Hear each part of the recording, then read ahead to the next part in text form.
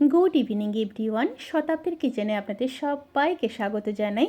আজকের রেসিপি নিম বেগুন। এই বসন্তে বাচ্চা থেকে বড় সবারই নিম বেগুন খাওয়া শরীরের জন্য ভীষণই উপকারী। কোন পদ্ধতিতে নিম বেগুন বানালে তেতো অনেকটাই কম হবে সেটাই আমি আজকে আপনাদের সাথে শেয়ার করলাম। তাহলে চলুন শুরু করা যাক আজকের এই সহজ রেসিপি। নিম বেগুন বানানোর জন্য আমি এখানে বেশ কিছুটা কচি নিম পাতা নিয়ে নিয়েছি আর 500 গ্রাম বেগুন নিয়েছি। এটা আমার বাড়ির গাছেরই বেগুন। তো প্রথমে নিম পাতাগুলোকে ভালোভাবে কেটে নেব। নিম বেগুন বানানোর জন্য কিন্তু এই ধরনের ছোট ছোট নিম পাতাগুলো ব্যবহার করতে হবে। এইভাবে হাত দিয়ে কেটে নেব। এই বড়গুলো কিন্তু এক্ষেত্রে দেওয়া যাবে না, শুধু এই ছোট ছোট নিম পাতাগুলোকেই দিতে হবে।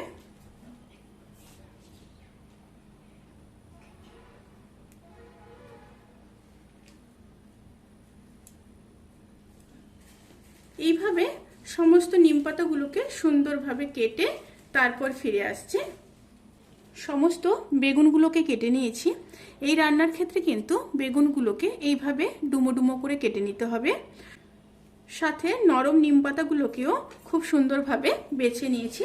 প্রথমে কড়াইতে সর্ষের তেল দিয়ে দেব। তেলটা যখন গরম হয়ে যাবে তখন দিয়ে দেব নিম পাতাগুলোকে।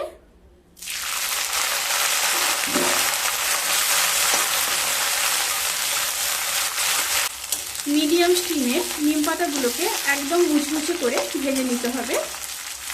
এক্ষেত্রে একটা কথা বলে রাখি, আপনারা কিন্তু নিম পাতাগুলোকে শুকনো খোলায়ও ভাজতে পারেন তেল ছাড়া।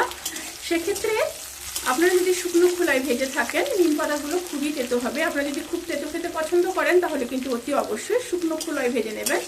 যদি একটু কম তেতো খেতে পছন্দ করেন তাহলে কিন্তু নিম পাতাগুলোকে তেলে অবশ্যই ভেজে নেবেন, তাহলে কিন্তু অতটা তেতো হবে না। নিম পাতাগুলোকে খুব সুন্দরভাবে ভেজে নিয়েছি। এরপর নিম পাতাগুলোকে তুলে নেব। নিম পাতা ভাজার সময় কিন্তু স্টিমটাকে মিডিয়ামে রাখবেন, হাই স্টিমে নিম পাতাগুলোকে ভাজবেন না। এবার ওই নিম পাতা ভাজা তেলের মধ্যে বেগুনগুলো দিয়ে দেব।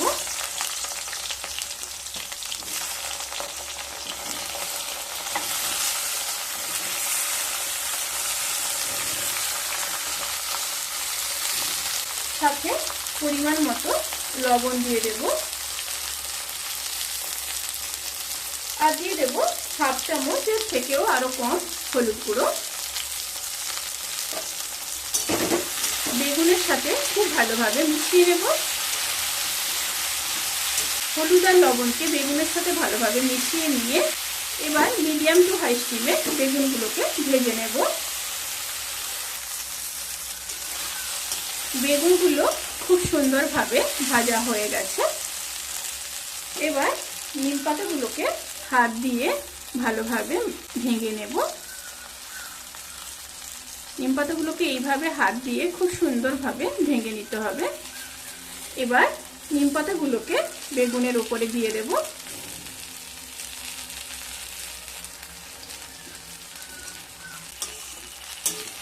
এবার নিম পাতার সাথে বেগুনগুলোকে খুব ভালোভাবে মিশিয়ে নেব।